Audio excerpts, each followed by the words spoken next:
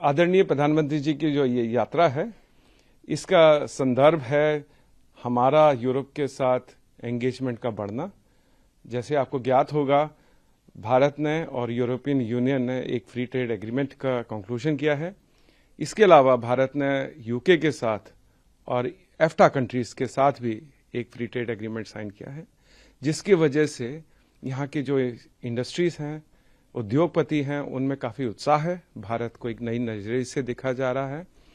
सो मुझे आशा है कि प्रधानमंत्री की जो यात्रा होगी उसमें न केवल राजनीतिक विचार विमर्श भी होंगे, अपितु हमारे जो इकोनॉमिक इंटरेस्ट हैं, जैसे कि ज़्यादा व्यापार, ज़्यादा निवेश, उस पर भी काफ़ी चर्चा होगी। स्वीडन इनोवेशन में काफ़ी अग्रणी देश रहा है। 2025 में इनोवेशन में नंबर 2 था विश्व में। एक छोटी इकोनॉमी होने के बावजूद भी इसकी बड़ी बड़ी कंपनी हैं, जैसे कि एरिक्सन हो गया, साब हो गया, वॉल्वो, स्कानिया, जो कि पूरे विश्व में इनका ग्लोबल वैल्यू चेन है। सो इकोनॉमिक पार्टनरशिप को ज़्यादा बढ़ावा देना तो हमारे एक एजेंडा पॉइंट में है ही। इसके अलावा हम लोग आशा करते हैं कि जो स्वीडिश इंडस्ट्री हैं वो इंडिया को न केवल प्रोडक्शन सेंटर देखेंगी फॉर इंडियन मार्केट, पर ये भी देखेंगे कि किस तरह से भारत में प्रोडक्शन सेंटर्स को ऐसा उपयोग किया जा सकता है ताकि उनकी ग्लोबल वैल्यू चेन्स का हम लोग पार्ट बन सकें। सो ये एक मकसद है। उसके अलावा और भी ऐसे विषय हैं जिन पर चर्चा होने की आशा है। भारत और स्वीडन के जो संबंध हैं वो आपसी साझा मूल्यों पर आधारित हैं। मूल्य जैसे कि डेमोक्रेसी है, ह्यूमन राइट्स है और इन्वायरमेंटल प्रोटेक्शन है, सस्टेनेबिलिटी है। किस तरह से पृथ्वी को, हमारे प्लेनेट को ज़्यादा सस्टेनेबल बनाना है, क्लीनर बनाना है, बेटर बनाना है, इसके जो सॉल्यूशंस हैं उसमें स्वीडन और भारत साथ काम करना चाहते हैं।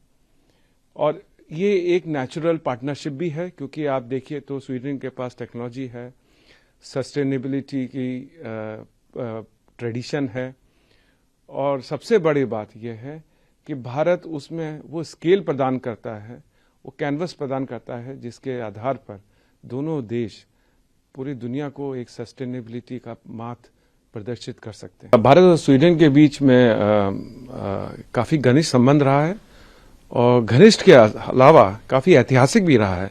मैं आपको बता दूं, वाइकिंग के समय से भारत और स्वीडन में व्यापार रहा है। 1954 में हेल्गो नाम की एक जगह थी, वहां पर एक बुद्धा का प्रतिमा मिली थी, जो कि 4वीं और 5वीं शताब्दी की बताते हैं, जम्मू कश्मीर से आई है। तो हमारा इतना पुराना ऐतिहासिक संबंध रहा है व्यापार का। उसके बाद ये व्यापार काफी बढ़ता गया है और आजकल मॉडर्न टाइम्स में देखेंगे तो हमारे यहाँ तकरीबन 90,000 भारतीय यहाँ पर स्वीडन में हैं। उनमें से 60,000 भारतीय हैं जिन्होंने स्वीडन की नागरिकता ली है। काफी सारे जो भारतीय हैं वो आईटी में काम करते हैं, टेक्नोलॉजी में, इंजीनियर्स हैं, डॉक्टर्स हैं, रिसर्चर्स हैं, कई लोग प्रोफेसर्स भी हैं। और अब भारतीय स्टूडेंट्स सबसे ज़्यादा हैं, जितने भी नेशनलिटी देखेंगे उसमें सबसे ज़्यादा भारतीय स्टूडेंट्स हैं। तो ऑल इन ऑल काफ़ी तेज़ी से यहाँ पर भारतीय समाज का विस्तार हो रहा है और इनका जो कंट्रीब्यूशन है वो काफ़ी सराहनीय है। जितना भी मैं स्वीडन की लीडरशिप से मिला हूँ, उन्होंने मुझे बताया है कि किस तरह से they really value contribution of Indian diaspora here. Indian diaspora जो है वो एक सेतु के तरह काम करता है भारत और स्वीडन की रिलेशनशिप को और बढ़ाने में। और मैं ये भी कहूँगा अंत में कि भारतीय प्रधानमंत्री जी की जो यात्रा है उसके लिए काफ़ी उत्साह है पूरे स्वीडन में, बट गॉथेनबर्ग में ज़्यादा ही उत्साह है, क्योंकि प्रधानमंत्री की किसी भी प्रधानमंत्री की ये पहली यात्रा है और सब लोग बड़े खुशी से उनका स्वागत का इंतजार कर रहे हैं।